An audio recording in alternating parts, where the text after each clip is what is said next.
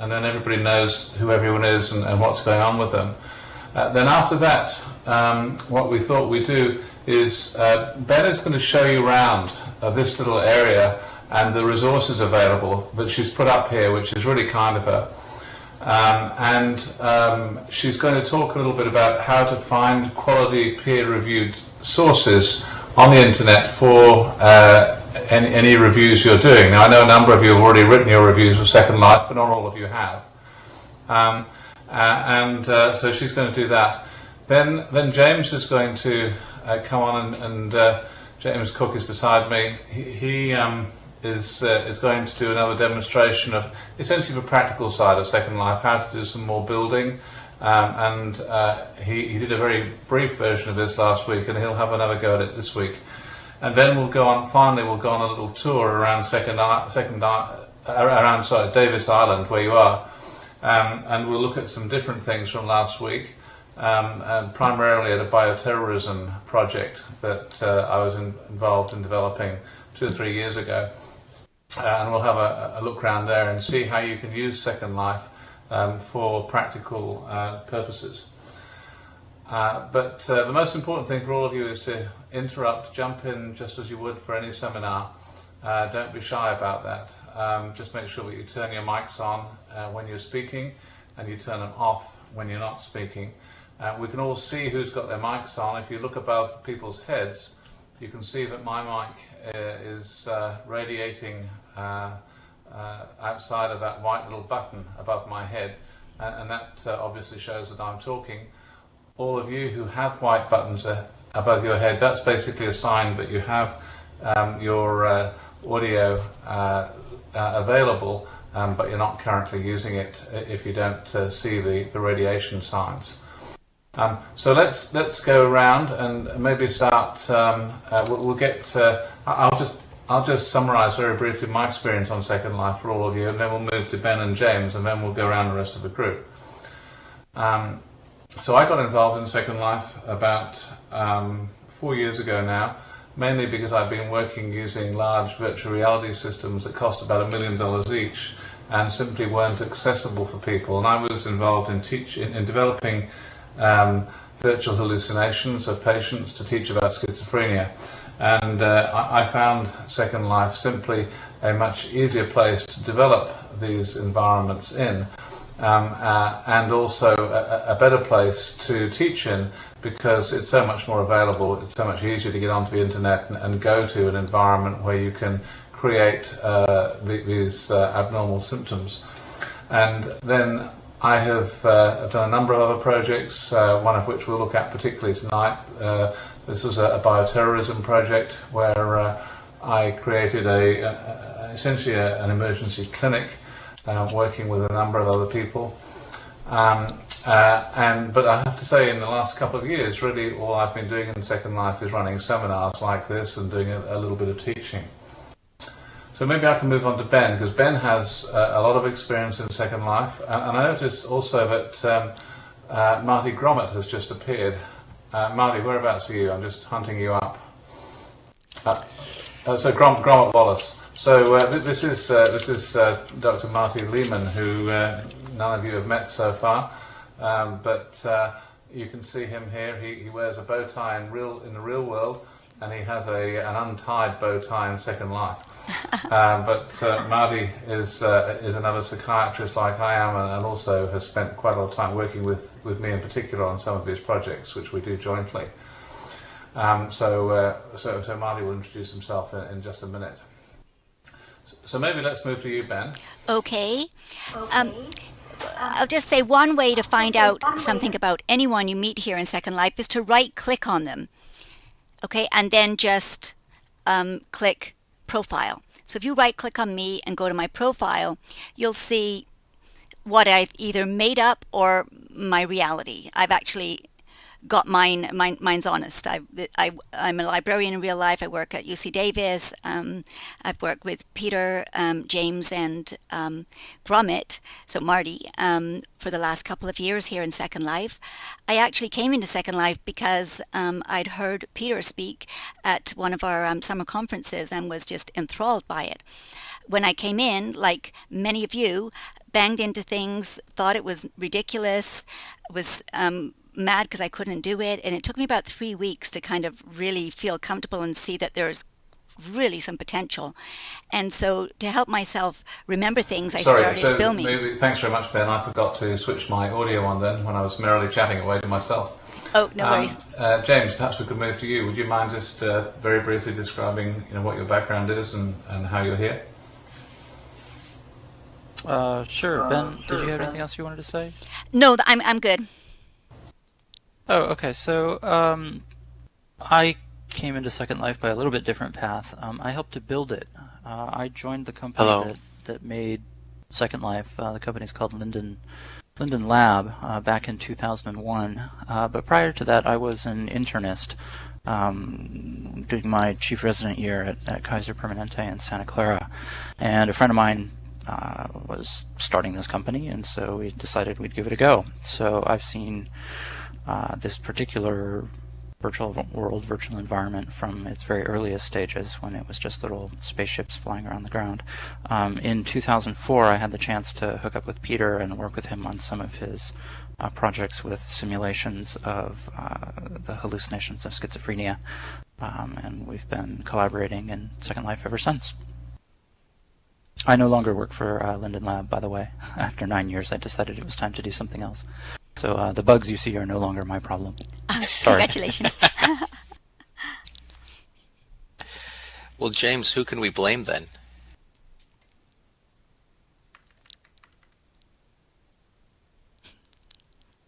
Anyone by the name of Linden. I think the reality of life is, James, you've moved on to a significantly bigger company, and I'm presuming that you'll do very well with them.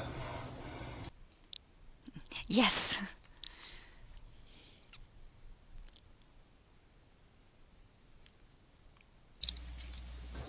So Marty, let's move on to you now.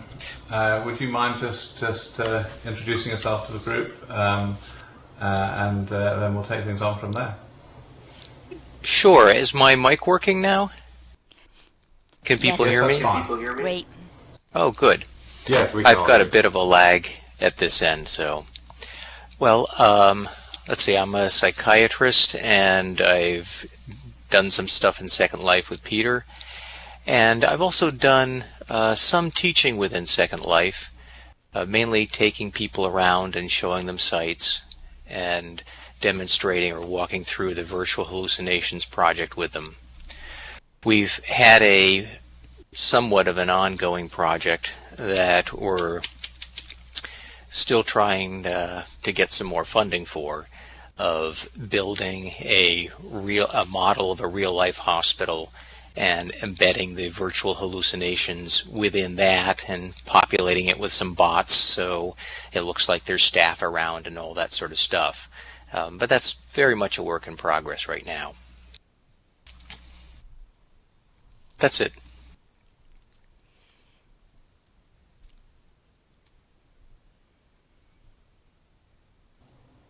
Okay, it looks like Marty's audio isn't working at the moment, so we'll come back to Marty a little bit later on. But just run around the group, and what I'm really interested in is not so much in your own individual backgrounds, but in how you found it getting involved with Second Life. Because some of you have found it straightforward, some of you have clearly found it a bit more difficult. What's the experience been like for you? Maybe we can move to Sherpa first of all.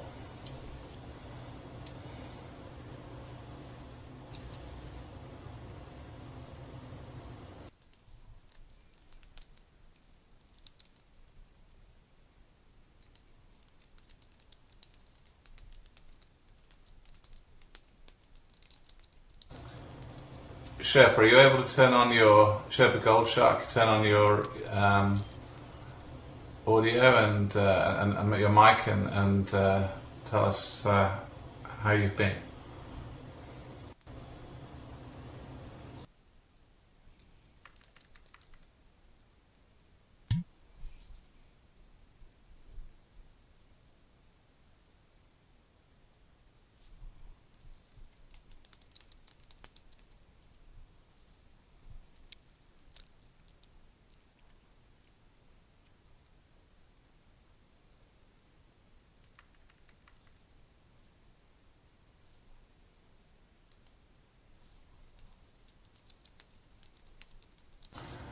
Okay, well, we fully understand. We'll move on to the group and just see how you go.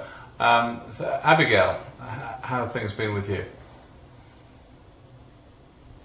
It's been interesting. This is a new experience for me. I have not done anything as far as a virtual world online before. I have to admit I had an interesting experience when I first went into the orientation island, when I had a nice little Two Life Crew song played for me by somebody who was next to me while I was trying to figure out how to change my appearance and whatnot. So I have to say I was put off a little bit initially, but once I was able to actually teleport somewhere else where I could try to learn how to move around on another island, I got much more comfortable. And I actually have done a lot. A couple days ago have done some exploration, and I actually have gone through the virtual hallucination building already, and it's been the one big thing to get used to, I think, is not seeing buildings materialize until you're fairly close. So navigating in that respect has been a little bit difficult, but overall I'm looking forward to learning more about it and overcoming my fears of being in this virtual world. That's great, Abigail. And just as a tip, I tend to leave the small map on wherever I am so that I can navigate around using the map at the same time. And that tends to bring up the buildings a bit earlier than you often see them as they appear in the system. And so you sort of know vaguely where you're going. So, Future Doc, tell us your experiences.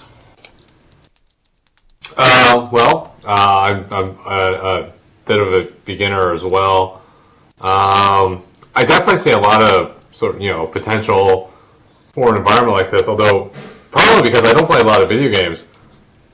I have to say, I still find this interface a little clunky. Although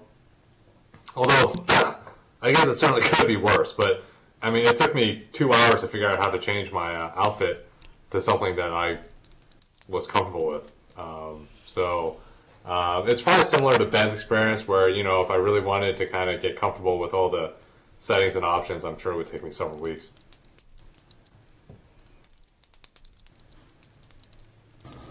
Okay, well, thanks very much. How about we move on to Healing Writer?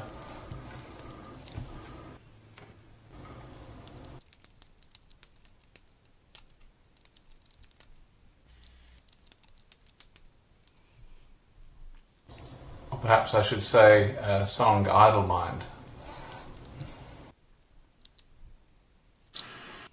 Hi, can you hear me? Absolutely fine. Okay, Yeah. great. I was here this last week as well.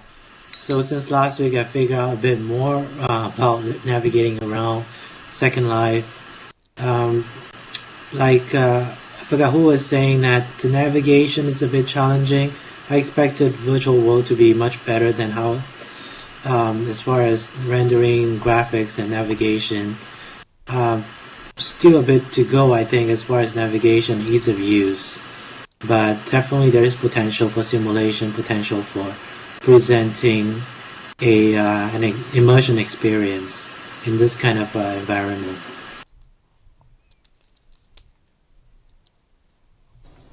Okay, I think those are important points. What about Norma Jean Pierce? How are you finding it? I think similar to what other people have found, that really struggling with the navigation is kind of frustrating. But Ben actually helped me a bit tonight, so I think it's just one of those things, the more you play with it, then you'll get a lot more comfortable. I agree entirely. I mean, there's no doubt there is very much a learning curve involved here.